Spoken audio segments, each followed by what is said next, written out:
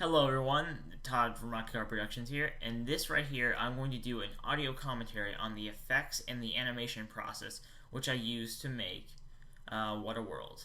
Now I'm unlike if you saw The Wilderness, which I was going to play continuous and just finished up at the very end. This one I'm probably going to have to stop because it's very short and there's definitely a lot of talking needs to be done. So let's get started.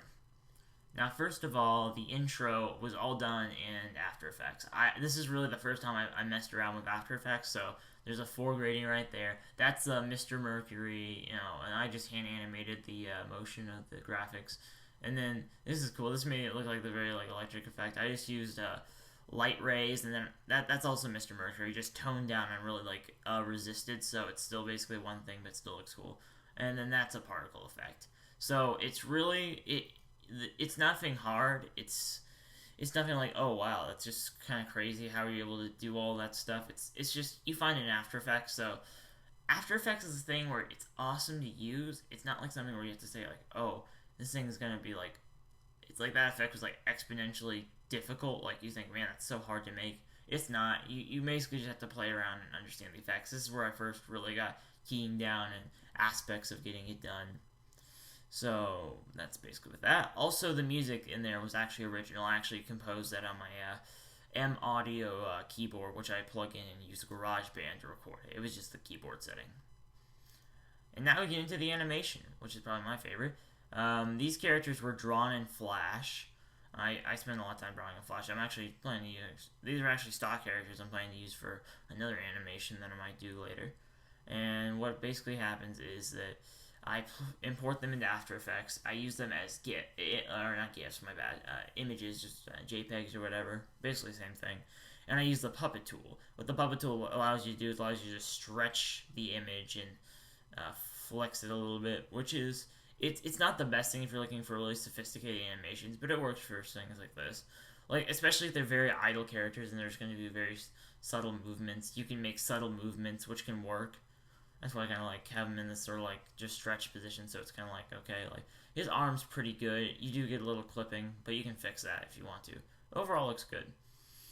And then the background was just a digitized image of a. Let me pause this before it gets too far. A digitized image of a aquarium, which I just digitized in Photoshop. And then the bubbles are also After Effects. It's pretty much built in.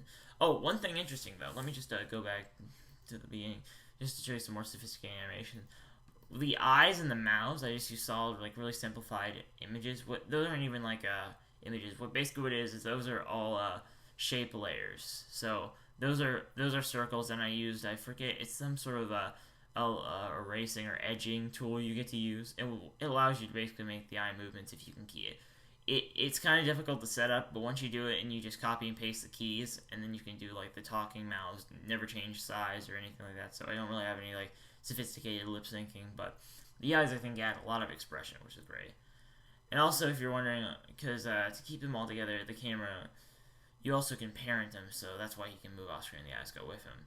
And this is also done with a very nice camera, which you can use in After Effects. It's a built-in camera, so you can animate it just completely like just one shot, one continuous shot, no movement within it whatsoever.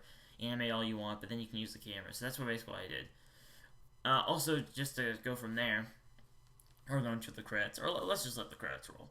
Nothing special about the credits. I just used Premiere Pro's little text thing to make it, and then the songs myself, which I'm actually pretty proud that I made that little thing. It sounds pretty cool. I like it. Very like old timey. But now to go into a couple other tips, I want to go into both the process I use for animation, just to give you an idea, and then also I go into the tips I use for After Effects animations in particular. So first of all, what I do is, in this case, that's not my audio. That was from a skit that I got from Knox and Jason. Those guys are awesome, by the way, and they're very funny.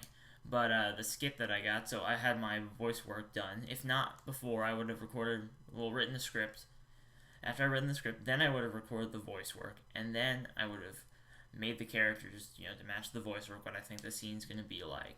Then import them, and then take the audio, place it below, and then animate. What I start off with first is animating the mouths so they're all lip sync. Especially if you're doing simplistic lip syncing like that, it's not hard. Just a lot of copy and pasting. If you're using that type of thing, or basically just a lot of copy pasting. Then I go with the eyes. I use the eyes, and then I add the expressions for the eyes. So like when they're down, like he's like really, oh my gosh, ridiculous, or really angry or sad or something like that. Those I do next to kind of go with the audio. Then after I do that, I use that, and then I use my character, and I animate the character's movements. Luckily, these weren't very sophisticated. If you do something really sophisticated, it's probably best that you do per scene and sort of deal with that. Like if it's like all hand animated and you're doing like all this crazy crap, I would do it per scene and just then do all the animation at once. But this works if you're doing something like this where it's mostly dialogue driven. It's not a lot of action on screen. So slow animation, which I use for the puppet tool, so just get the animation down. And then after I put the animation and the other things together, I work on the background. So I get the background, any other effects I want in the scene, maybe other objects that aren't necessarily characters, like maybe there's like a floating banana in the background. I'll put the floating banana in the background, and then after that, I finally animate it with the camera. Now this is again different. So, for example, if you're using like let me just go through all the list. After Effects animation, you can use the camera, so that process can go afterwards. Hand-drawn animation, that's basically you draw it all at once, and man, so you have to be really artistically talented to do that, at least in my opinion. For flash animation, that's different. Flash animation, this is the thing, it's called a VCam. Just search VCam Flash, and what you can do is it's basically a layer you can put on top of it, and then you can use it as a camera. I don't necessarily say like zooming in is very well done. It kind of looks kind of weird, but moving the camera works perfectly fine. So you can have the camera step in later if you'd like to. Or also you can just copy all your frames and then just change the size and change the position, but that's really tedious. Stop motion, obviously you'll have to work with the camera in there. Usually it's best not to really move the camera in stop motion, but it takes a lot of planning to get those done. Any other animation, there's usually a camera. If it's anything with a computer, then there's most likely a camera you can use, unless it's something like a really basic animation tool. But Flash, for sure, you can use a camera, and there are many others to use a camera. Now, specifically with After Effects, it's something that took me a while to get done. It was understanding how to really process it and really to do the process of animation, and especially testing, because a lot with the high-end programs, you have to use rendering. So basically, if you make like a really complex scene, like the opening scene, there was no way I could see it like just hit play and watch it right then. So it's really hard just to like watch and play it because you have to render it. So what I do is that first, if you can hit, I believe it's the Apple key or Control key, and then you click on your playhead and you move it. You can hear the audio and you can see more of a rendered thing. It's not as well rendered, but you can still see it. Then after that, then you can also use the RAM preview, and you can set the settings so it plays at specific playheads, and also that it has a resolution.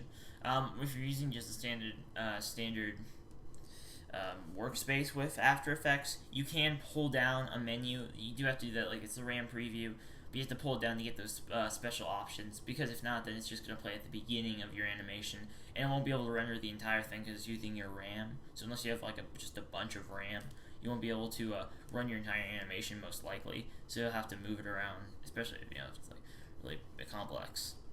And then aside from that, what I basically did was I just animated as much as I could to say, okay, this is definitely something that makes sense, it's gonna work, like you're confident about it.